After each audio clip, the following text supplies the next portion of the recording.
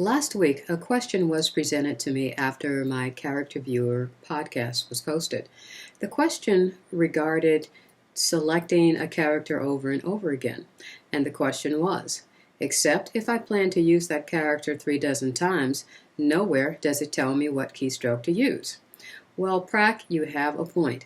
So with that, I took a look at how you could know what keystroke to use if you did want to use that character several dozen times. So I'm going to slide your question over. Now on my screen here I have four things visible here. First of all, I have the System Preferences panel open, and it's open to language input sources. I have the Character Viewer panel open right here. I also have a text edit window open that I'm going to use to show how I got these two characters here. And I also have a screenshot of my menu bar, the section where you can select your keyboard configuration.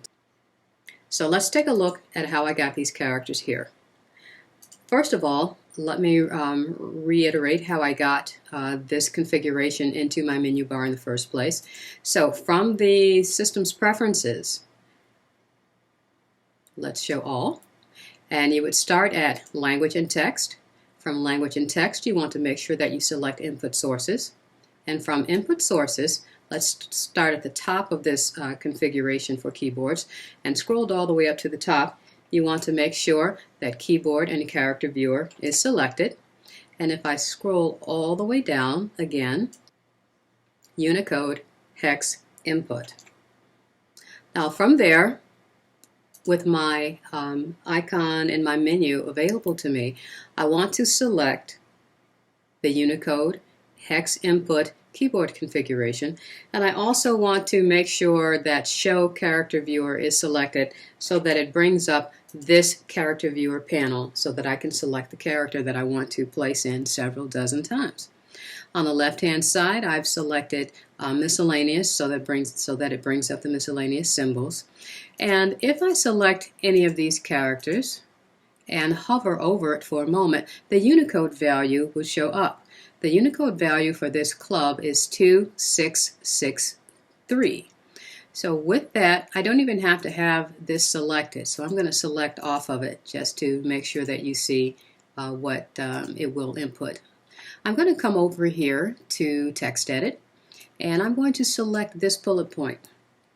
And this is an example of if I wanted to input a specific symbol for a bullet point several dozen times without having to constantly come back and forth to the Character Viewer and insert a character from there. Once the Unicode keyboard is selected, I can select this bullet point, and holding down the Option key, I want to type in 2663. Once I type in 2663, that brings up that unique character, because this Unicode value is unique only to this one character. So I guess also that once you have this character input into your document, you could always cut and paste.